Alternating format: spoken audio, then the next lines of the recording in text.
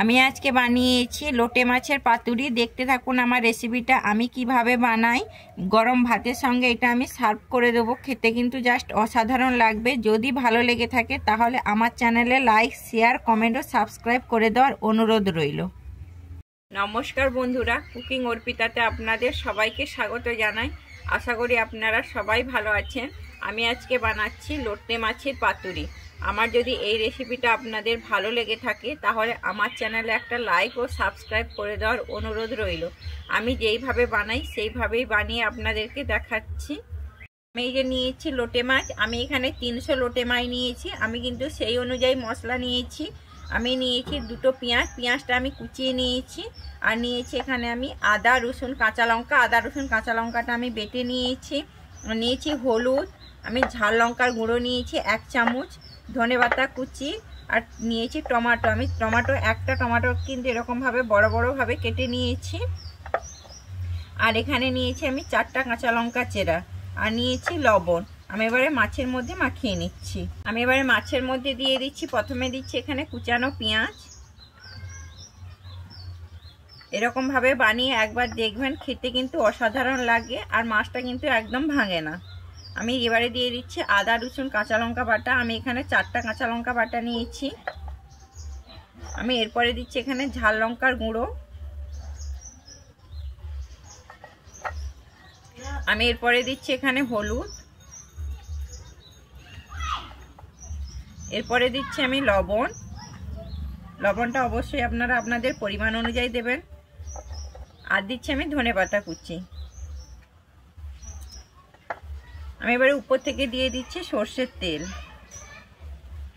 এই মাছে কিন্তু কোনো জল ব্যবহার করব না, মাছ থেকে কিন্তু জল বেরোয় খুবই, তাই আমি এখানে কোনো জল ব্যবহার করছি না। আমি মাছটাকে এবারে মাখিয়ে নিচ্ছি খুব ভালোভাবে এখানে। আমি এরপরে এখানে দিয়ে দিচ্ছি চেরা কাঁচা লঙ্কাটা, আর দিচ্ছি আমি টমেটো।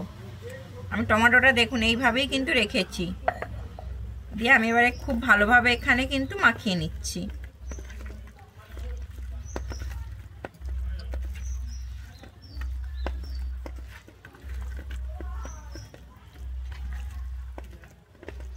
আমি এবারে কিন্তু এটাকে রেখে দিচ্ছি 15 মিনিটের জন্য ঢাকনা দিয়ে।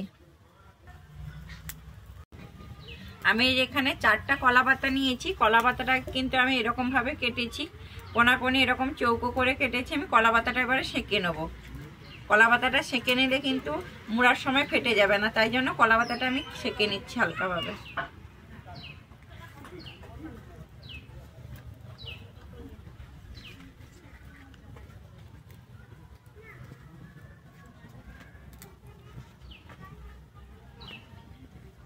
আমার 15 মিনিট হয়ে গেছে। আমি এবারে ঢাকনাটা খুলে নিচ্ছি, নিয়ে আমি মাছটাকে এবারে কলা পাতার মধ্যে রেখে দেবো। আমি কিন্তু এখানে 2 পিস করে মাছ দিচ্ছি। একটু মশলা দিয়ে দিচ্ছি উপর থেকে। এবার দিচ্ছি এই যে চেরা কাঁচা লঙ্কাটা আমি মাখিয়েছিলাম, চেরা কাঁচা লঙ্কা, আর দিচ্ছি একটা টমেটো। এবার আমি কলা পাতাটাকে মুড়ে নেব।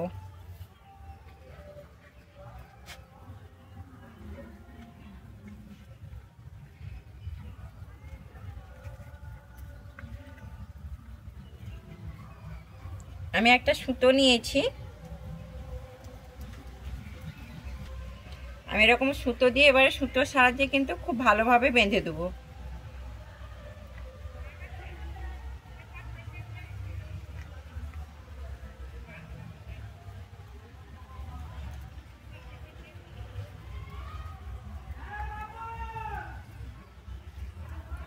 আমি কিন্তু এইভাবে গিঁট দিয়ে দিচ্ছি।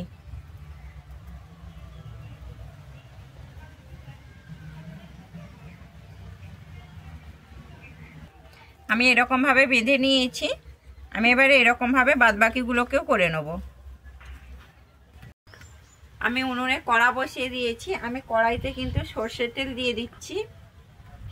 অল্পই সর্ষের তেল দেবো, বেশি সর্ষের তেল দেবো না। আমি একটা কলার ডান্ডি নিয়েছি, কলার ডান্ডিটা দিয়ে আমি কিন্তু এরকমভাবে ব্রাশ করে নেব।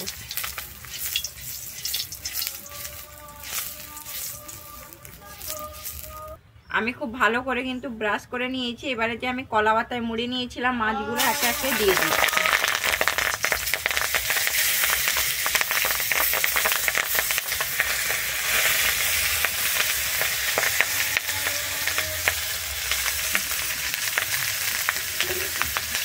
আমি কিন্তু এবার এখানে ঢেকে দিচ্ছি কিন্তু 2 থেকে 3 মিনিটের জন্য হালকা আছে।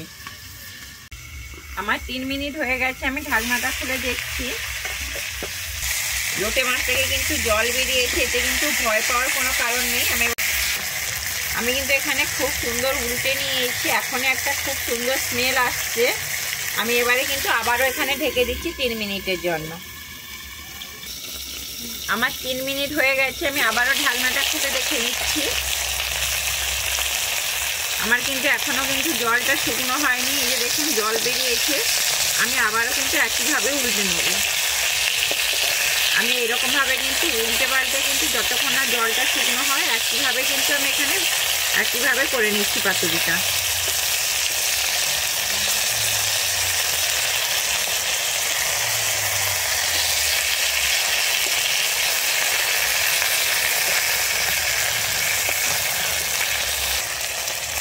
এখানে কিন্তু আমি আবারও ঢেকে দিচ্ছি 2 থেকে 3 মিনিটের জন্য। আমি কিন্তু একইভাবে ঢাকনা দিয়ে দিয়ে করে নিয়েছি। আমি এবারে ঢাকনাটা খুলে দেখছি।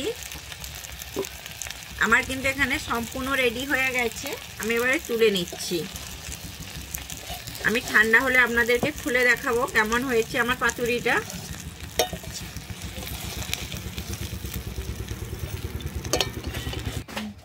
আমার কিন্তু সম্পূর্ণভাবে রেডি হয়ে গেছে। আমি এবারে একটা পাতা আপনাদেরকে খুলে দেখাচ্ছি।